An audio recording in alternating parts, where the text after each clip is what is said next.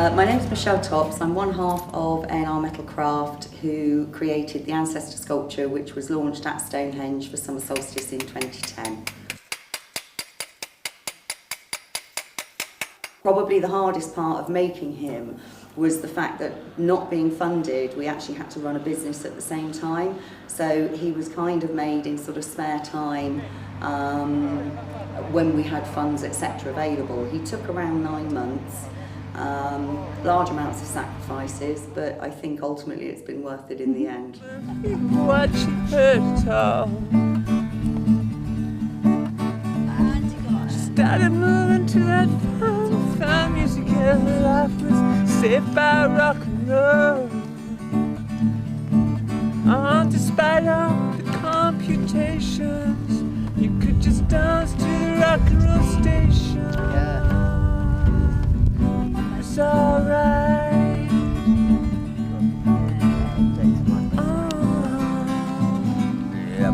It's alright. But you won't let me kiss him. There's a round table meeting on the 7th. Do you think we should go along? No. And yeah. Boycott it completely. No, it's where English Heritage sit you around a rectangle table with them at the head and tell you it's a completely fair round table. I'm just not interested in his perspective. It doesn't really come into my life. No, this is everybody's space. No one has more right over it than anybody else, as far as I can see. Oh, yeah, Wally Oak got the first festivals together. He was a Windsor Festival veteran. He'd been going along with the Windsor Festivals, but he was a bit disenchanted by the way they'd started trying to make money out of everything there, like the chip vans were on a deal and people were trying to charge at the gate and that. So he decided there should be a festival here, which with the help of Crass he set up and had a festival here in 1974. I just can't see any point in it. I'm not interested in their opinions, they're not interested in mine. No. What's the point of us having a dialogue? They can have their life, I'll have mine. Mine won't affect theirs, and theirs will not affect mine. Whole land, all this land is archaeologically as though it's been trampled by tens, maybe thousands and thousands of dancing feet, was one archaeologist's description of it. Yeah. This is an ancient party zone, and it still should be. It's a 14,000-year-old tradition. They put a car park over the oldest ritual centre in Europe, and they think that we fall for their lie that they're looking after the place. They talk about damage when they dug a tunnel under there. They put fences up. The tunnel under the ground, you cannot get more damaging than that to the ancestral lands. They put a car park over a 14,000, 12,000 and 10,000-year-old totem poles, which should be an international landmark. And they put traffic cones on. Bear with me a sec. Right, okay. 6 cards, one at a time, face down on the table, please. Take them out there. Yeah, just take them out.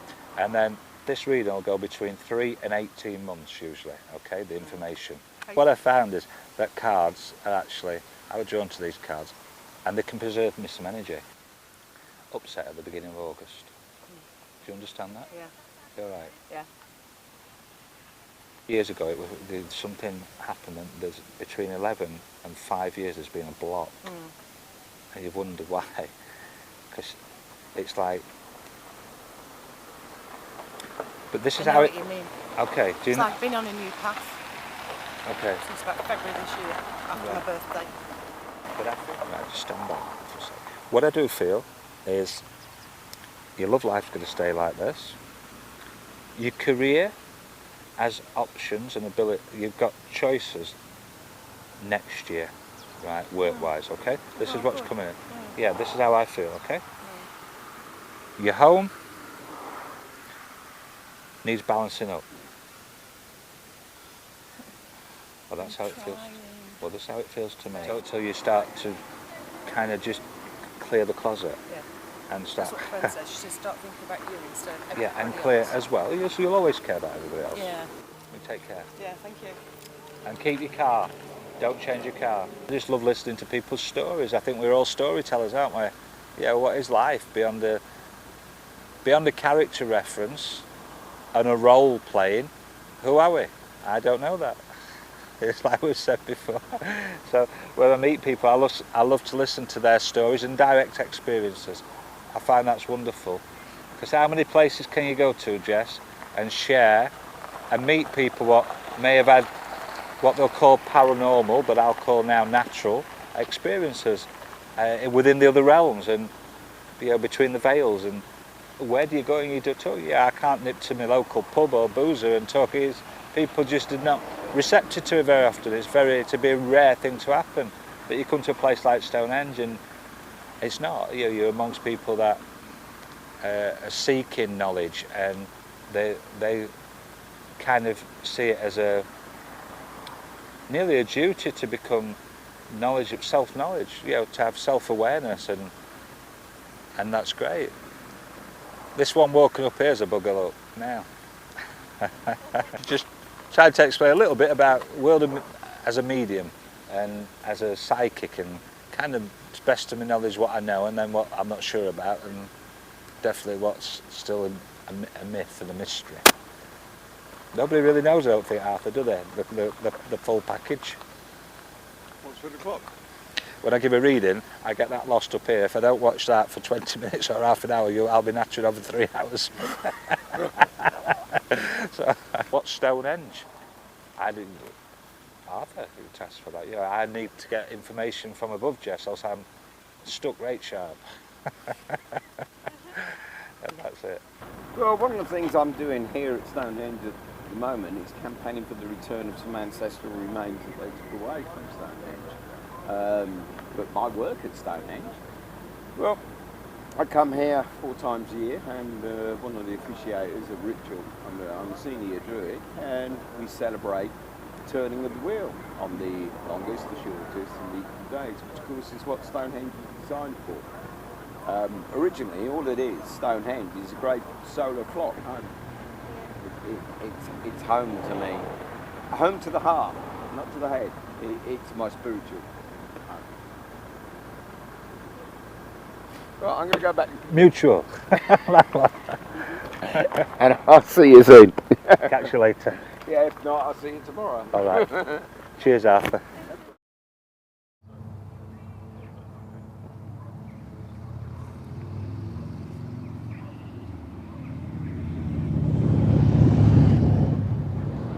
Here we are sitting in a van in the aptly named Sanctuary. Ridgeway. Yeah, but people know it's the Sanctuary. I don't know where the name comes from. It goes back centuries, but it's apt in as much as we're here because we'd actually rather be at Stonehenge, but we're seeking sanctuary from what's been a quite sort of harrowing couple of weeks where we feel we've been sort of bullied by the police, English heretics, National Trust. We can't even sort of sit in a field over there now, so we've come over here to just kind of relax a bit, and we're heading back to Stonehenge for the solstice. I first came here in 1974, and that was the first festival, I think. And That was your last one, wasn't it? Yeah. Joined up with some people called the Wessex Wallies, who were local people who'd, I think, like a lot of people, were going through a kind of psychedelic birth. Yeah, and so here we are, rolled on. That psychedelic baby's grown to into us. We're all grown up now, and yet somehow the vision thing that started it is still going, and it's basically at its heart an experiment really in social living, as well as I see it, and with some successes and some failures, but the core of it is, I think, will go on forever really. It's people who want to find some kind of spiritual nourishment in nature and in ancestors, and we come to these places because we feel an affinity with that here. We're all kind of outsiders as well really, I think, in some way. For some reason we're square pegs in round holes in society, and yet amongst ourselves we're a strong family, This is the first time that I've come down to Stonehenge, and I just decided that I'd come this year. So I'm a bit disappointed we're getting here that they're quite happy to see tourists go through like on a conveyor belt, and charged excess amounts of money to see Stonehenge, yet I'm not allowed to go in on something that's supposed to be a sacred day. In 1985, the Beanfield happened, which was a terrible trashing of people when they were travelling here to come to a festival, to take a free festival site. And the police arrested 520 people, but before they did it, they beat women, they beat children, they put down dogs, they beat, they burnt a man's house. There was a great man called Phil Beer, who's sadly not with us anymore, and they burnt his truck. That was a turning point for me, and where I might have gone off and got a job, I became quite solidly involved with Stonehenge then. And carried on coming throughout the late 80s when there was the 5 mile exclusion zone. And sometimes it would mean just coming near and getting arrested. Sometimes it would mean hiding in one of the woods overlooking Stonehenge and just coming out at sunrise. And sometimes it meant taking down the fences and breaking our way into Stonehenge if we had enough people there. Wally was a sun lover and regarded Stonehenge as the ultimate sun temple that we, the British people, had. And so in 1974, with the help of his friend Penny, who later went on to form the band Crass, he started putting out flyers and inviting people. He invited the Queen, he invited the Dalai Lama, he invited the Beatles, all the British Airways stewardesses, because he always had a soft spot for stewardesses. So anyway, in 1974, there was a small festival which happened beside the Stones, on the track that runs up beside the Stones. And about 500 people turned up. One band played, a band called Zorsch. They appeared and played out the side of their van, but it was a fairly low-key event. But 500 people had gathered at Stonehenge for the summer solstice. It was the first time that had happened. The only festival that the government have ever condoned was the 1975 Watchfield gathering. And the reason they condoned it is they didn't want people to go to Windsor. So they agreed a site along with the festival organisers. And it was an old airfield near Swindon. And so Phil went there. He went along to the TP people. And while he was with TP Chris, he was interviewed by a film crew. And during that interview, he sort of spelled out what he'd like to see from the future Stonehenge festivals and also the Free People's movement as a whole. And it was quite, I mean, they'd tried to break him, and there he was again giving these speeches and sort of saying, we've got to come together, that if we love everything, then how can we possibly lose? And 3 days later, he was found dead. He was cremated, obviously, at the family wishes. And then in 1976, a big ritual was held in the middle of the Stones during summer solstice, and Wally's ashes were spread amongst the stones. I mean, this is the box from which, his ashes were spread. I mean, I love that line on there, victim of ignorance. This is my England, this is where I want to be. This is the only place I want to be on this day of the year. And quite a few other days of the year, strangely enough. Like about 365 probably. Because, I love this place. And Wally loved this place. If they can get here during their lifetime and celebrate a summer solstice with us, they'd be openly welcomed, taken in with us, and everyone should experience at least once, definitely. Obviously, where we are, we've got Larkhill, Baltic, Tidworth. It's an incredibly large military area, and 3-2 Regiment are moving him for us. Really, in today's society, we're not grateful for anything that we have. And obviously with Stonehenge, with summer solstices, which are incredibly popular and becoming increasingly more so worldwide, it kind of had to be ancient man worshipping the sunrise for us. That very moment of the sunrise when the sun comes up, where ancient man believed that he'd made that happen by appeasing the gods or whatever it was that he believed in, was the emotion that we've actually tried to capture in him. It seems like a lot of work for a day, but the response we get for him on the night, the first night, it was fabulous, and I hope we get that same sort of response this evening.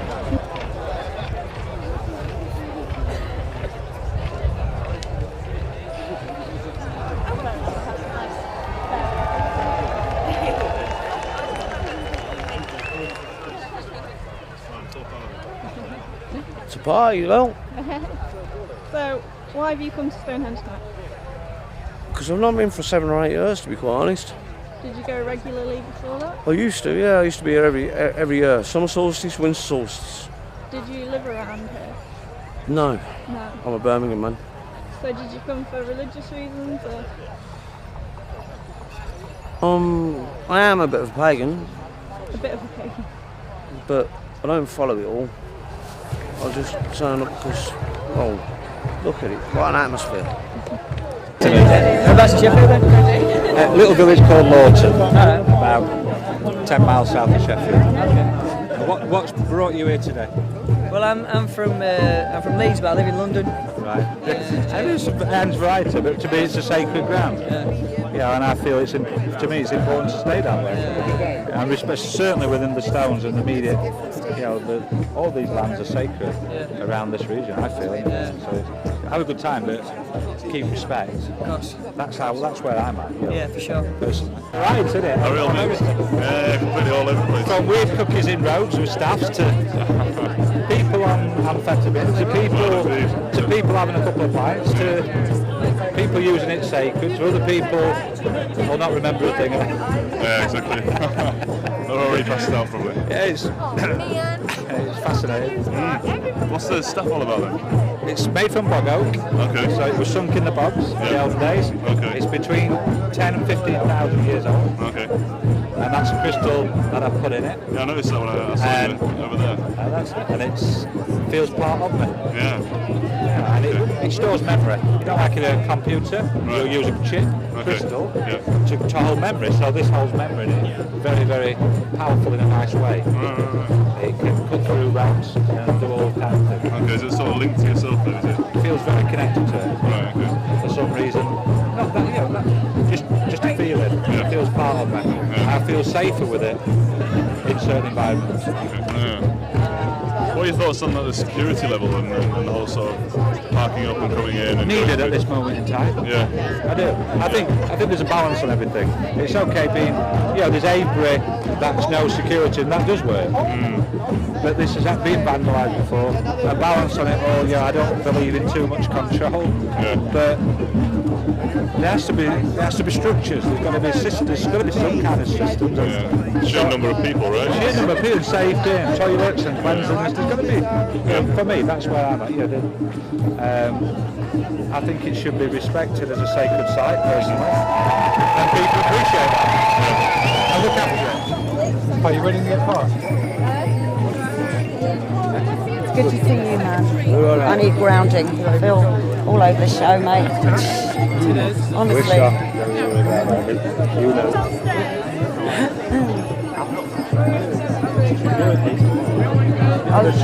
No, we'll find her at the Yellowstone. She'll turn up in a bit, won't she?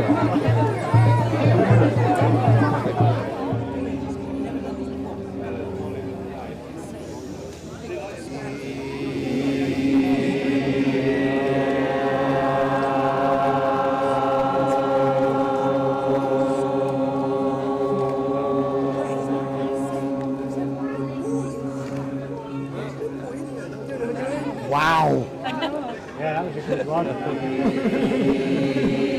That's amazing. I'd like to say, could we do it again? But could we all hold thoughts for peace in wherever there's war, whatever hurting people are that we just all send out love to whoever needs it, to all the pain in the world.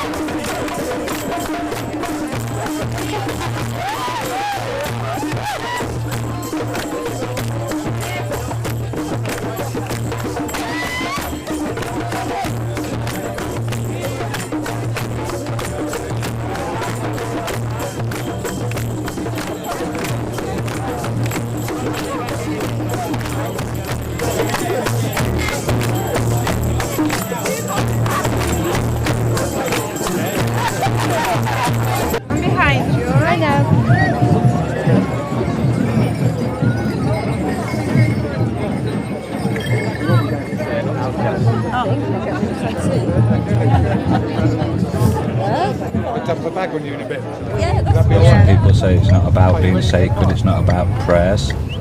Well, it is for a lot of people. It certainly is for me.